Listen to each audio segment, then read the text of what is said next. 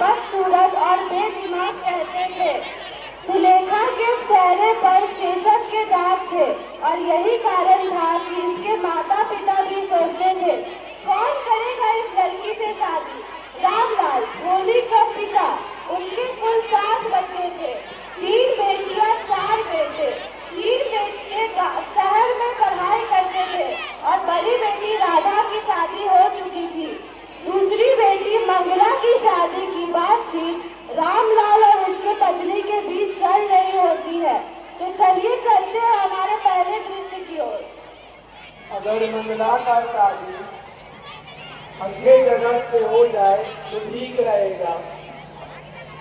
हाँ, चलो मंगला की शादी की तैयारी करते हैं। फिर भोली के बारे में भी सोचना है। हाँ, उसके बारे में भी सोचना है। मंगला की शादी धूमधाम से हो चुकी थी। उसी नमस्ते रामलाल, सब बढ़िया है? आपकी कृपा से सब बढ़िया है साहब। और बताओ रामलाल, तुम्हारी बेटी की शादी बढ़िया से हो गई? आपकी कृपा से सब अच्छे से हुई मालिक। रामलाल, मैं तुम्हें एक बात बताना है। हमारे गांव में एक स्कूल खुलने जा रहा है। मैं चाहता हूँ कि तुम अपनी बेटी को स्कूल में भेजो। तुम गांव के बड़े आदमी हो, अच्छे लोग अच्छे आदमी होते, इसलिए तुम अपनी बेटी को स्कूल में भेजो। तो गाँव के लोग तैयारी करेंगे और तुम अपनी बेटी को स्कूल में भेजो। मैं सोच के बताता हूँ मालिक। बताओ। नमस्ते मालिक। स्कूल भेजने की बात रामलाल और उसकी बातें कर रहे हैं। अगर हम उसे स्कूल भेजेंगे तो हमारी समाज में क्या इज्जत रह जाएगी। न जाने तो कैसी कैसी बातें करेंगे। पर मैं तहसीलदार साहब की बात को काट भी तो नहीं सकता। फिर भोली को स्कूल भेज देते हैं। वैसे भी अनपढ़ और वो बदसूरत है। हाँ, उसे ही भेज देते हैं। वैसे भी उससे कोई शादी नहीं करेगा। भोली के माता पिता ने यह तय किया कि लक्ष्मी की तरह मुझे भी पिताजी कहीं छोड़ ना दे। रामलाल के पास एक गाय थी जिसका नाम लक्ष्मी था। रामलाल ने लक्ष्मी को ले जाकर उसे बेच दिया था। क्या हुआ भोली, तुम यहाँ पे क्यों रुक गई? मुझे नहीं जाना। चलो स्कूल। अब रो मत तुम, चलो स्कूल। मैम, ये मेरी बेटी है। आज से ये इसी स्कूल में पढ़ेगी। ठीक है, बैठ जाओ। सब अपनी अपनी बुक्स निकालो।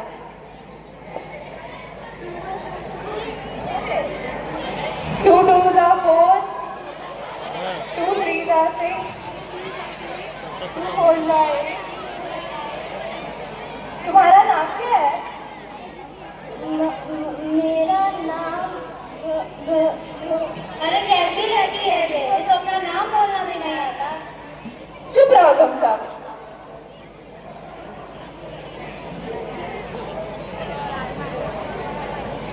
स्कूल की छुट्टी हो जाती है।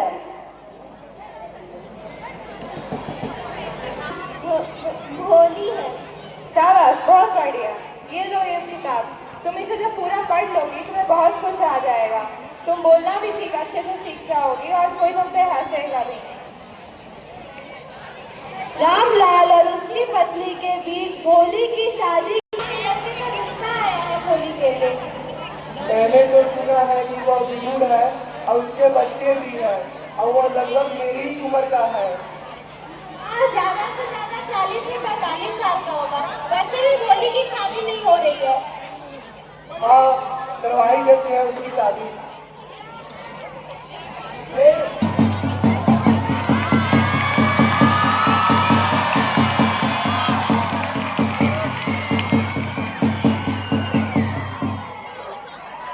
आइए आइए दामाद जी, बैठिए।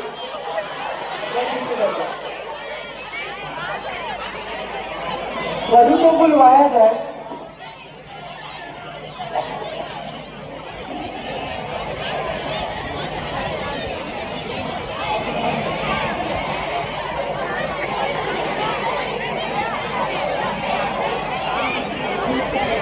मुहूर्त बीता जा रहा है। वरमाला के लिए वर और वधु दोनों तैयार हो जाए।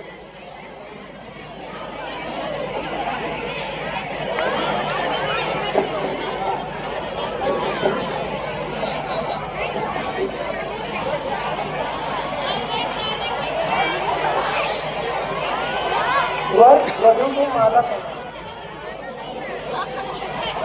लड़की के चेहरे पर बहुत सारे दाग हैं और देखने में भी सुंदर नहीं लग रही।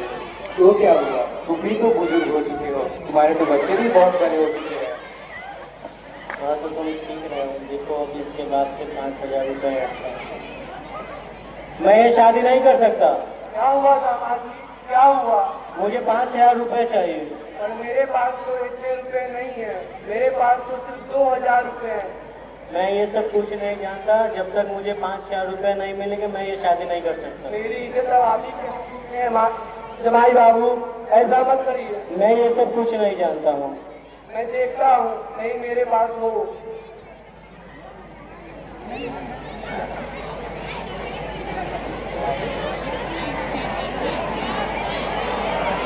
ये लीजिए 5,000 रुपए जमाई बाबू, अब शादी कर लीजिए।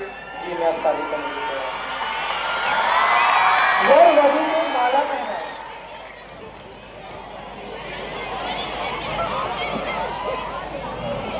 पिताजी, आप अपने पैसे वापस ले लीजिए, मैं ये शादी नहीं करूंगी। कौन तुम पागल हो गई हो बोली? कौन ही करोगी मुझे शादी? आपकी प्रतिष्ठा के लिए ही तो मैं उससे 6 साल से शादी करने के लिए मानी थी। मैं अभी शादी नहीं करूंगी। ऐसा मत करो बोली, तुमने मेरी बरसों कमाई इज्जत को मिट्टी में मिला दिया। अगर आपकी बेटी ये शादी करना नहीं चाहती है तो हम भी यहाँ से जा रहे हैं। हमें कोई जरूरत नहीं। ऐसा मत करिए जमाई बाबू, ऐसा मत करिए, ऐसा मत करिए जमाई बाबू। नहीं शादी नहीं कर सकती पिताजी। कैसी बेशरम लड़की है ना, खुद की इज्जत की परवाह है ना दूसरों की। मैं ऐसा नहीं करना चाहिए तो बोली, तुम्हें शादी करने नहीं चाहिए थी। मैं शादी नहीं कर सकती पिताजी। तुमने ऐसा क्यों किया? मैं शादी नहीं करूंगी। मुझे तो गाय की गोली समझा था, मुझे दूसरे की सलाह नहीं थी। सही बोली साक्षी, हम सभी बहनों में इसकी इज्जत कितनी अच्छी है। पैसे कितना अमीर लड़का मिला है, पर जैसे इसकी सूरत नहीं है। आप लोग सही बोल रहे हैं। आप लोग मुझे गाय जैसी भोली समझते थे, इसीलिए मैं आपको जैसे नीच इंसान से शादी करवाना चाहते थे। क्या आप लोग और सुनना चाहती है? तुम्हें ऐसा नहीं करना चाहिए, तुम्हें अपनी माँ बाप की इज्जत क्या करना चाहिए था। आप चिंता न करें पिताजी, आपके बुढ़ापे में माँ और आपका साथ दूंगी और मैं उस स्कूल में पढ़ाऊंगी जिसने मुझे इतना कुछ सिखाया है ना टीचर? हाँ बिल्कुल, अगर तुम चाहो तो कुछ भी हो सकता है।